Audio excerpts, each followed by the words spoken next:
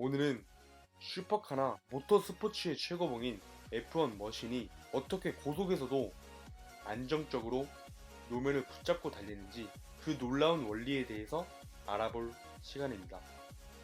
혹시 이런 경험이 있지 않으십니까?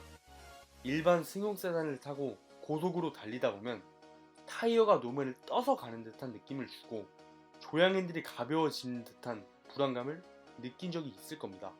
이러한 현상은 눈에 보이지 않는 자동차 면을 따라서 흐르는 공기가 만들어내는 양력 현상으로서 자동차를 들어 올리는 상황을 만듭니다. 이것을 이해하기 위해서는 먼저 베르누이의 원리를 알아야 합니다. 이 원리는 아주 간단합니다. 이것만 기억하면 됩니다. 유속이 빠르면 압력이 낮고 유속이 느리면 압력이 높다. 자, 이제 비행기의 에어포일의 형상을 볼 필요가 있습니다. 비행기의 에어포일은 굴곡이 진 형태로서 아랫면은 평평하지만 윗면은 굴곡선을 그리고 있습니다.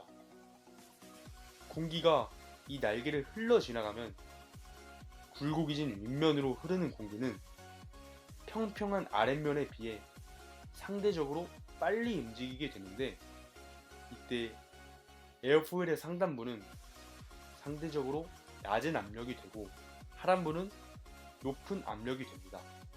압력은 높은 곳에서 낮은 곳으로 이동하기 때문에 에어포일을 들어올리는 양력이 발생하게 되는 겁니다.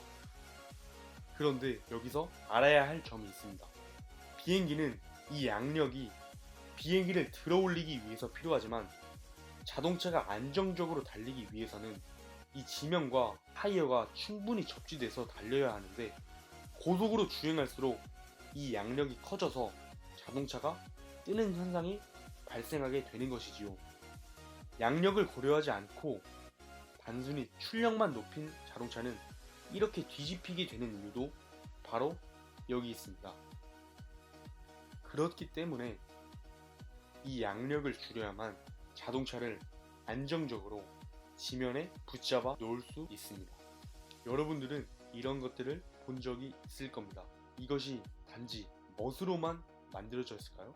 그런 용도도 어느 정도는 작용을 합니다만, 궁극적인 목적은 이 양력을 줄여서 자동차를 노면에 붙잡아 놓기 위해서입니다. 이것은 처음 설명했던 비행기의 에어포일의 형상을 뒤집었다고 생각하면 됩니다.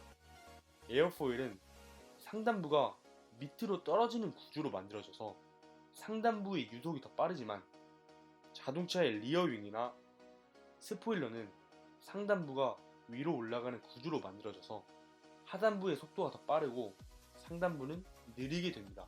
처음 얘기했다시피 이 압력과 유속은 반비례하기 때문에 속도가 느린 상단부는 압력이 높아져서 자동차를 노면으로 누르려는 힘이 생기게 되는 것이지요. 이것을 우리는 다운포스라고 부릅니다. 이 다운포스가 강해질수록 자동차의 바퀴는 노면과 접지력이 높아집니다. 접지력이 높아지면 구동력, 제동력, 선회력이 향상되기 때문에 고성능 차량의 메이커에서는 이 다운포스를 높이기 위해서 자동차를 설계합니다.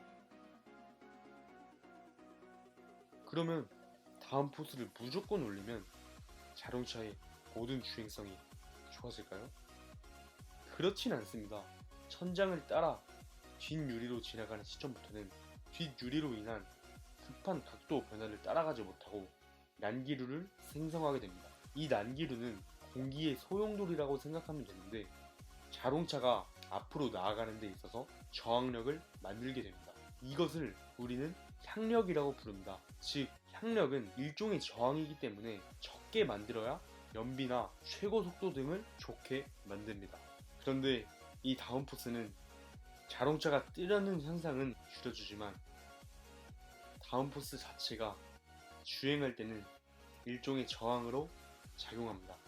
이게 무슨 소리냐 하면, 다운포스는 차를 아래로 누르는 힘이기 때문에 무게로 작용한다는 뜻입니다. 차가 무거워지면 속도가 잘 나올 수가 없습니다. 최고 속도를 올리기 위해서는 사실 윙을 없애는 편이 어쩌면 더 빠른 속도를 낼 수도 있는 것이죠. 그렇기 때문에 다음 포스는 연비 약화 그리고 최고 속도를 조금은 떨어뜨리게 됩니다. 그래서 운전자가 다운 포스를 얻기 위해 큰 윙을 다는 셋업은 무작정 좋다고 말할 수는 없습니다. 너무 크지도 않고 그렇다고 너무 작지도 않은 적절한 디자인만이 이율배반적인 문제를 해결하는 솔루션이라고 볼 수 있습니다.